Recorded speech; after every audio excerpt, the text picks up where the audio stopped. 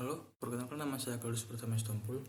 Di sini saya akan membacakan atau menjelaskan tentang jawaban ujian saya, yaitu dengan ujian akhir semester dengan mata kuliah penjamin rekayasa perangkat lunak. Nama saya Kalus Pratama Istompul, NIM saya 223303030634. Kelas saya dari 7 pagi. Di sini saya akan ngambil studi kasus pertama, yaitu tentang sistem e-commerce UMKM. Di sini ada keterangan soalnya dan di sini ada pertanyaannya, dan mungkin ini langsung saya jawab karena ada batas waktu yang tertentu. Jawaban nomor 1 itu adalah kualitas perangkat lunak adalah kemampuan aplikasi menjalankan sistem sesuai kemauan user secara aman, benar, dan konsisten. Pada sistem e-commerce, kualitas sangat penting karena sistem menangani transaksi pembayaran dan data pelanggan, sehingga kesalahan sekecil apapun dapat menurunkan kepercayaan user. Pada studi kasus ditemukan kesalahan perhitungan harga, kegagalan transaksi, dan penurunan performa saat jumlah pengguna meningkat. Hal ini menunjukkan bahwa sistem belum memenuhi beberapa atribut kualitas perangkat lunak dan perlu dianalisis lebih lanjut. Adapun atributnya yang diperlukan yaitu ada satu, functional suitability, di mana sistem harus menghitung total belanja, diskon, dan data pesanan dengan benar. Yang kedua itu reliability, transaksi harus berjalan normal tanpa gagal atau kehilangan data. Yang ketiga itu performance efisiensi, di mana aplikasi tetap cepat meskipun diakses banyak pengguna. Yang keempat itu ada security, di mana security ini mengamankan data pengguna, melindungi data pengguna dan pembayaran dari akses yang tidak sah. Yang kelima itu ada usability, pengguna dapat berbelanja dengan mudah dan tidak membingungkan. Yang terakhir ada maintenanceability, yaitu di mana sistem mulai diperbaiki dan dikembangkan saat ada fitur tambahan. Jadi kesimpulannya, kualitas sistem e-commerce ini bergantung pada ketepatan fungsional, kestabilan transaksi, kecepatan respon, keamanan data, dan kemudahan user, serta kemudahan pengembang agar user merasa percaya terhadap sistem yang dibuat. Yang kedua itu standar kualitas yang paling sesuai untuk e-commerce ini adalah ISO IEC 25010, karena standar ini mengevaluasi kualitas perangkat lunak secara menyeluruh: reliability, performance, efficiency, usability, security, compatibility, maintenanceability, dan portability. Karakteristik tersebut sesuai dengan kebutuhan sistem e-commerce yang harus berjalan dengan benar, stabil, cepat, aman, dan mudah dikembangkan. Dengan menggunakan standar kualitas tersebut, proses evaluasi kualitas dapat dilakukan secara terstruktur, sehingga masalah seperti salah hitung harga, transaksi gagal, dan penurunan performa dapat diminimalkan. Jawaban nomor 3 itu ada teknik pengujian transaksi dan pembayaran. Pengujian fitur transaksi dan pembayaran dilakukan menggunakan beberapa teknik agar proses pembayaran berjalan dengan benar dan aman. Yang pertama itu ada black box testing, di mana digunakan untuk memastikan fungsi pembayaran berjalan sesuai kebutuhan seperti proses checkout, pemilihan metode pembayaran, dan konfigurasi dan konfirmasi transaksi. Yang kedua itu ada equivalency partitioning dan boundary value analysis, digunakan untuk menguji validasi input seperti jumlah pembelian, diskon, dan total harga guna memastikan perhitungan tidak menghasilkan kesalahan. Yang ketiga itu ada integration testing, di mana dilakukan untuk menguji koneksi antara sistem e-commerce dengan payment gateway agar transaksi dapat diproses tanpa kegagalan.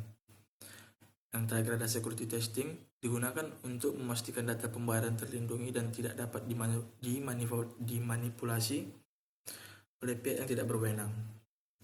Jawaban nomor 4 itu ada strategi pengujian sistem, ya, di mana pengujian ini dilakukan secara bertahap, mulai dari bagian terkecil hingga sistem siap digunakan oleh pengguna. Yang pertama itu ada unit testing, dilakukan oleh developer untuk menguji setiap fungsi program secara terpisah seperti perhitungan harga dan proses checkout. Yang kedua itu integration testing, di mana menguji hubungkan antara modul, terutama koneksi sistem dengan database dan payment gateway. Yang ketiga ada system testing, menguji keseluruhan sistem untuk memastikan semua fitur e-commerce berjalan dengan baik. Yang keempat itu ada performance testing, di mana mengujikan kemampuan sistem saat diakses menggunakan secara bersamaan agar tidak terjadi penurunan performa.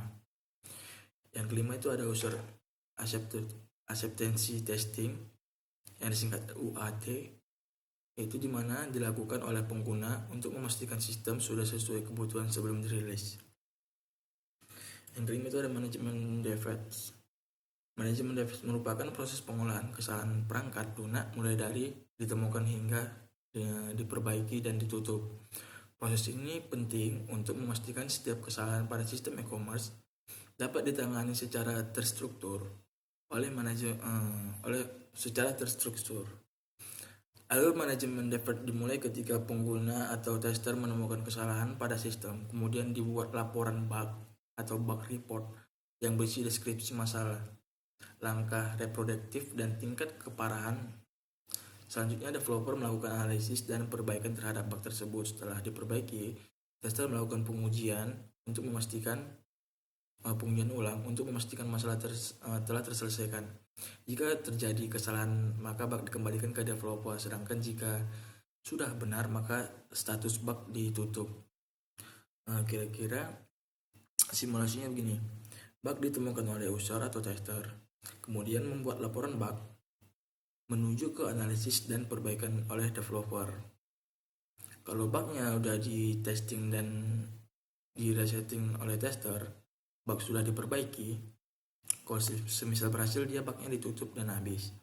Tapi kalau semisal bugnya udah di testing dan kemudian bugnya masih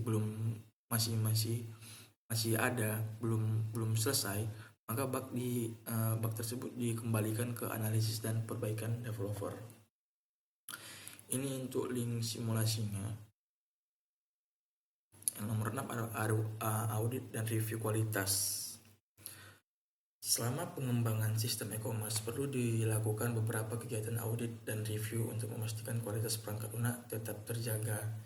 Adapun beberapanya, yang pertama itu ada kode review, dilakukan antar developer untuk memeriksa struktur program, logika, dan kesalahan penulisan kode sebelum digabung ke sistem utama. Peer review yaitu anggota kelompok saling menilai hasil kerja seperti perancangan dan pengarsipan agar sesuai dengan ketentuan sistem. Yang ketiga itu QA audit. Tim jaminan kualitas mengevaluasi apakah pengembangan telah sesuai dengan standar dan langkah-langkah yang sudah ditentukan. Yang terakhir itu sprint retrospektif, di mana tim melaksanakan analisis setelah setiap putaran untuk memahami kendala yang muncul dan merumuskan perbaikan untuk pengembangan. Melalui audit dan peninjauan, kesalahan dapat diidentifikasi oleh awal yang berkontribusi pada pengurangan bug saat sistem dioperasikan oleh pengguna. 7. Ada metrik kualitas perangkat lunak. Untuk mengevaluasi mutu sistem e-commerce dengan cara objektif diperlukan pengukuran melalui metrik kualitas, yaitu ada beberapa, yaitu salah satunya aja defect density, test coverage, mean time to failure, response time, availability. Yang nomor 8 yang terakhir yaitu improvement proses kualitas untuk meningkatkan kualitas e-commerce secara berkelanjutan. Beberapa langkah perbaikan proses dapat diterapkan, seperti penerapan CI atau CD. Yang kedua, automated testing, penerapan coding standar, monitoring system, continuous improvement atau evaluasi berkala. Jadi dengan melaksanakan langkah-langkah tersebut, kualitas sistem dapat meningkat dengan bertambahnya fitur yang baru. Mungkin sekian dari saya, kalau ada yang tidak jelas maaf. Itu sekian aja, terima kasih.